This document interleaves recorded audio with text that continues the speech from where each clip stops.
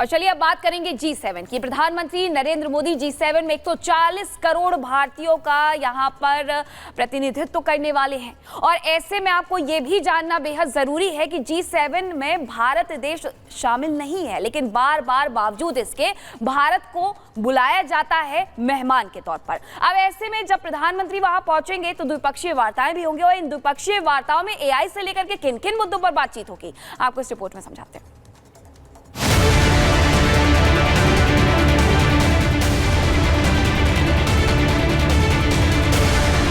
अपने वही पुराने अंदाज और आत्मविश्वास के साथ पीएम मोदी अपने तीसरे कार्यकाल की पहली विदेश यात्रा आरंभ कर चुके हैं।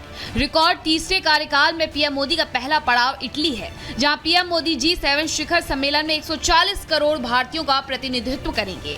मौका इसलिए भी खास है क्योंकि दुनिया के सबसे बड़े चुनावी संग्राम को जीतने के ठीक 9 दिन बाद पीएम मोदी वर्ल्ड लीडर से मुखातिब होंगे। ऐसे में पूरी दुनिया की निगाहें पीएम मोदी पर है। साल 2014 में पहली बार पीएम बनने पर भूटान, तो साल 2019 में मालदीव के बाद साल 2024 में पीएम मोदी इटली दौरे पर हैं, जहां पीएम मोदी का काफी व्यस्त कार्यक्रम है, जिसमें G7 समिट के अलावा कई द्विपक्षीय बैठकें करेंगे। इस दौरान इटली की पीएम जॉर्जिया मेलोनी से मुलाकात भी करेंगे। जीत के हैट्रिक लगाकर इटली पहुंचने वाले पीएम मोदी अमेरिकी राष्ट्रपति जो बाइडेन और ब्रिटेन के पीएम ऋषि सुनक से भी मिलेंगे, जिन्हें कुछ ही समय में अपने अपने देशों में चुनावी अग्नि परीक्षा का सामना करना है। लिहाजा औपचारिक मुलाकातों के बीच पीएम मोदी की महाजीत भी चर्चा का केंद्र होगी। पीएम मोदी का इटली दौरा वैश्विक कूटनीति के लिहाज से अहम है। यूक्रेन और मिडिल ईस्ट में युद्ध से पैदा हुई वैश्विक अस्थिरता, अविश्वास और बिखराव से जूझ रही दुनिया को भारत से कई उम्मीदें हैं। ऐसा इसलिए कि पीएम मोदी के नेतृत्व में ही साल 2023 में भारत की करिश्माई कूटनीति की ताकत से पूरी दुनिया एकजुट हुई। इसके अलावा कोरोना संकट में भारत की वैक्सीन मैत्री से विश्व बंधु की भूमिका को भी दुनिया ने सराहा है। तो दुनिया की 5वीं सबसे बड़ी और संकटों में भी सबसे तेजी से बढ़ने वाली अर्थव्यवस्था के तौर पर यही पहचान दूसरों के बीच सॉल्यूशन गिवर होने वाला बनाती है।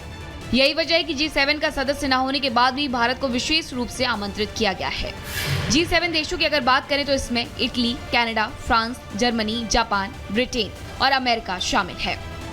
वहीं भारत की अगर बात करें तो G7 शिखर सम्मेलन में हमारा देश 11वीं बार हिस्सा ले रहा है, जिसमें पीएम मोदी लगातार 5वीं बार G7 में शिरकत करेंगे।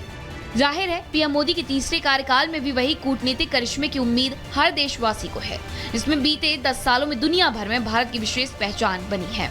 और उसी कूटनीतिक ताकत के बदौलत भारत विश्व बंधु की अपनी भूमिका को और मजबूत करेगा। Bureau report, Republic Bharat.